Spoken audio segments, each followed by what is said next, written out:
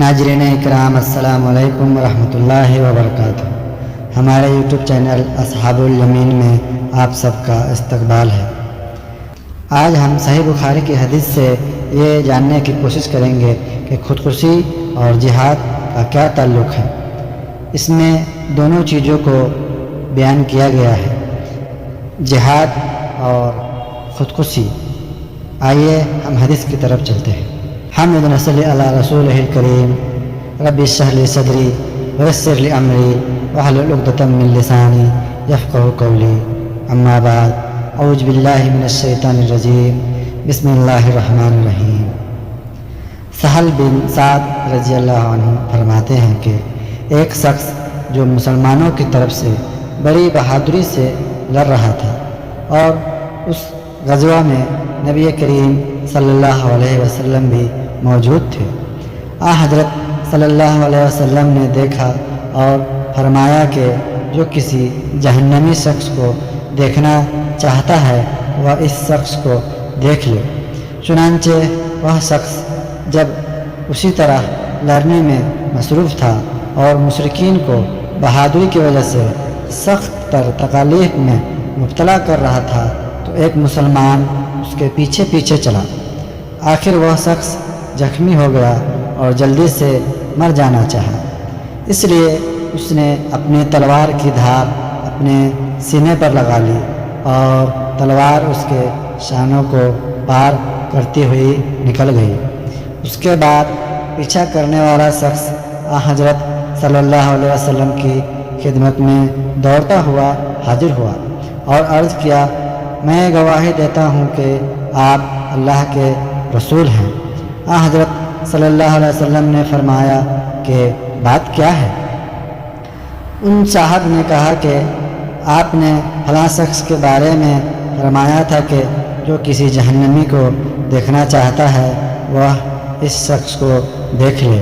حالانکہ وہ شخص مسلمانوں کی طرف سے بڑی بہادری سے لڑ رہا تھا۔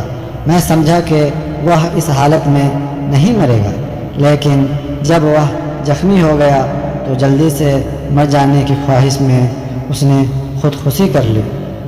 حضرت صلی اللہ علیہ وسلم نے فرمایا کہ بندہ دوزخیوں کے سے کام کرتا رہتا ہے حالانکہ وہ جنتی ہوتا ہے، اسی طرح دوسرا بندہ جنتیوں کے سے کام کرتا رہتا ہے حالانکہ وہ دوزخی ہوتا ہے۔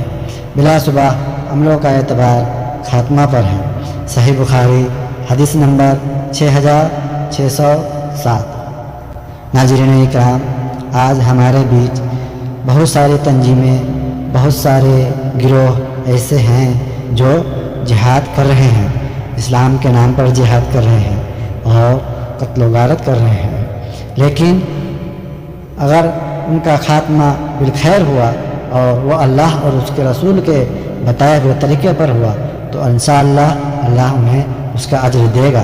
لیکن اگر اس عمل میں بھی انہوں نے زیادتی کی اور نااہلی سے کام لیا جو خودکشی کے برابر ہے تو اللہ تعالیٰ اسے جہنم میں ڈالے گا۔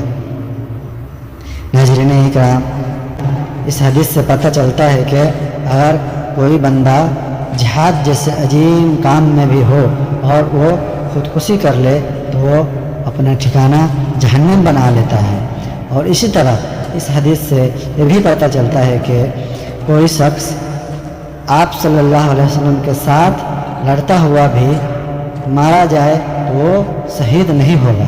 یہ جائے کہ آج بہت ساری تنظیمیں ایسی ہے جو لڑتی ہے، مرتی ہے اور وہ شہید کہلاتی ہے۔ اللہ تعالی ہم سب کا خاتمہ بالخیر کرے، آمین۔ ناظرین اکرام، یہ ہماری چھوٹی سی ویڈیو کیسی لگی کمنٹ میں ضرور بتائیں، اور ویڈیو اچھی لگی ہو تو لائک کریں، ہمارے چینل کو سبسکرائب کریں اور ثواب کی نیت سے دوسروں کے ساتھ بھی شیئر کریں۔ السلام علیکم ورحمۃ اللہ وبرکاتہ۔